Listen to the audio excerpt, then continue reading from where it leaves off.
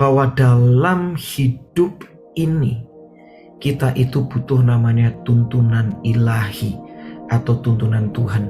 Supaya apa?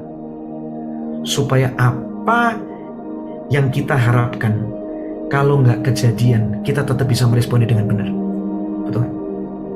Kenapa kita perlu tuntunan Tuhan? Supaya kita bisa melihat segala sesuatu itu tetap indah, walaupun awalnya kita nggak lihat. Cuma karena kita percaya Tuhan, Engkau tuh baik. Aku percaya apapun yang terjadi di hidupku, ujungnya pasti ada kebaikan Tuhan. Supaya kita nggak salah meresponi Tuhan, kita butuh namanya tuntunan Tuhan.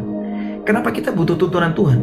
Supaya kita tuh tetap punya hikmat dan inovasi di dalam segala musim kehidupan. Karena menang hari ini nggak menjamin menang masa depan. Kita butuh namanya tuntunan Tuhan. Baik dalam kehidupan pribadi, pernikahan. Ingat, orang yang kita nikahi itu bisa berubah. Kita aja berubah.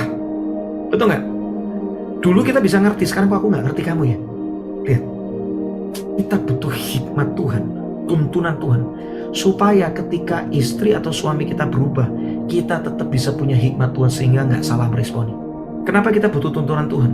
Supaya kita tuh bisa menikmati setiap musim kehidupan yang datang. Bahkan di musim kesukaran pun kita tetap bisa menikmati. Kita tetap bisa menjadi berkat dalam segala keadaan, karena kita tahu tuntunan Tuhan yang membuat kita tetap tenang di dalam segala badai kehidupan. Kalau kita nggak ada tuntunan Tuhan, bagaimana kita bisa tenang dalam hidup ini? Gak mungkin bisa. Tekanan datang, kekhawatiran datang, habis kita. Kenapa kita perlu tuntunan Tuhan sih?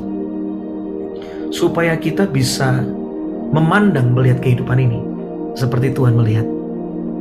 Karena kalau kita salah melihat, segala sesuatu bisa kacau. Kita mengatakan di dalam Amsal 29:18a dikatakan, bangsa yang tidak mendapatkan bimbingan dari Tuhan menjadi bangsa yang penuh apa? Kekacauan. Orang kalau nggak punya tuntunan Tuhan dalam hidupnya, kacau hidupnya.